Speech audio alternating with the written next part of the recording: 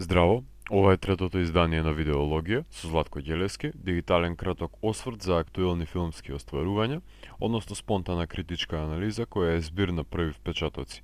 На денешниот репертуар е The Shape of Water, во режија на Гилјермо дел Торо, а во обликот на водата Елиса работи како хигиеничарка во владина лабораторија, кај што се одвиваат експерименти непознати за јавноста. Нејзиниот живот еднаш за секојаш се променува кога ќе открие врз каков субјект се изведуваат тие тајни експерименти.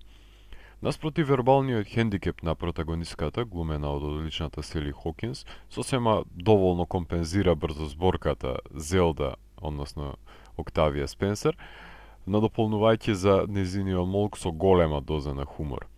Факт е дека секој различно реагира под притисок, но филмот има голем број на разнолики карактери, од кои секој си има своја зацкриена арка на бол, нереализираност и разочарување. Опфатен е периодот на студената војна од 1962 година со двојни шпиони кои се носители на ноар елементите. Филмот евоцира и омаж на периодот на танчерските филмови од златната ера на Холивуд, но ги контекстуализира и немирите на 60-тите години на ТВ, кои се занемаруваат со вртење на друг канал, иако тоа се индикатори кои шепотат за матната иднина која е на дофат. Гилмен, односно човекот амфибија, има сличен афинитет кон конзумирањето на јајца како неговиот пандан од Хелбој, но тој е полигав од тоа битие и има истакнати анималистички ознаки при запознавањето со него, пред да ја поднаучи човечноста и пред се да ја демонстрира.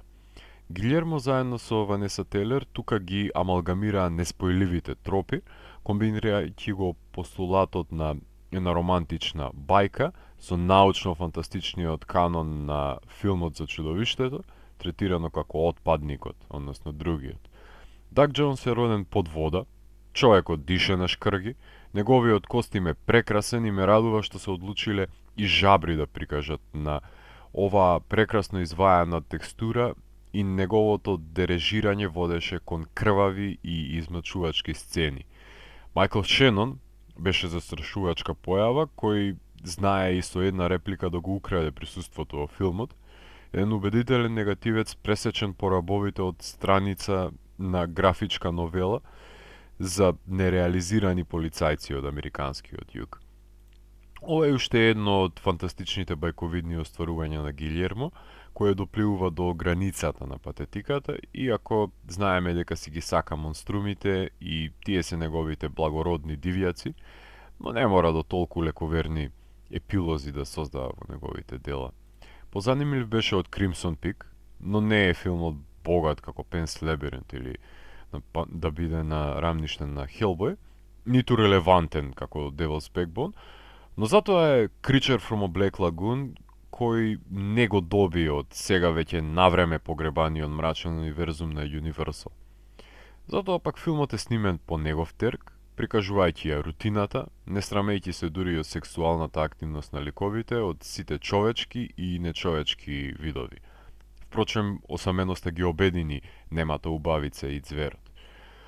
Никогаш немале заби неговите филмови и не ни можам да очекувам преку ноќ да им пораснат трајни наместо млечни, но секогаш најсилен адут било црпењето инспирација од различни бунари, дали се тоа начела од архаични митови или модерни културолошки облици за градење на неговата романтичарска бајка за новите генерации, Гилјермо бил успешен во тој потфат.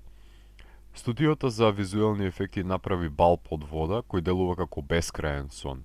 Цел филм е зеленолик, благодарение на Ден Лаустен, не баре е снимен во аквариум, а преангажираниот Александре Десплат има непрепознатлив музички скор, но значаен саундтрак кој одекнува во деталните сетови на дизајнерот Пол Ди Остербери.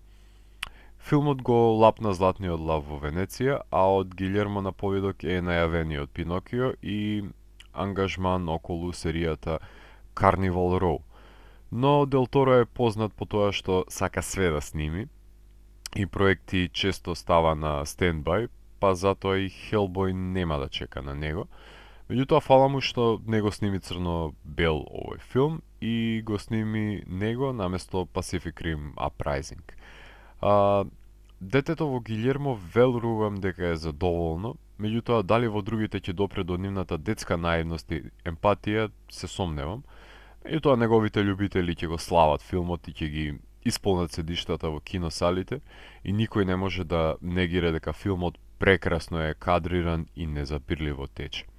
Ако морам да го оценам, тогаш Подводниот свет на Гилјермо од мене има 4 од 5. Доколку ви се допадна моето трето издание на дигиталната архива Видеологија, лајкувајте го видеото, споделете го, следете го каналот. Посегнете и по постарите рецензии на виртуелната полица. Поздрав!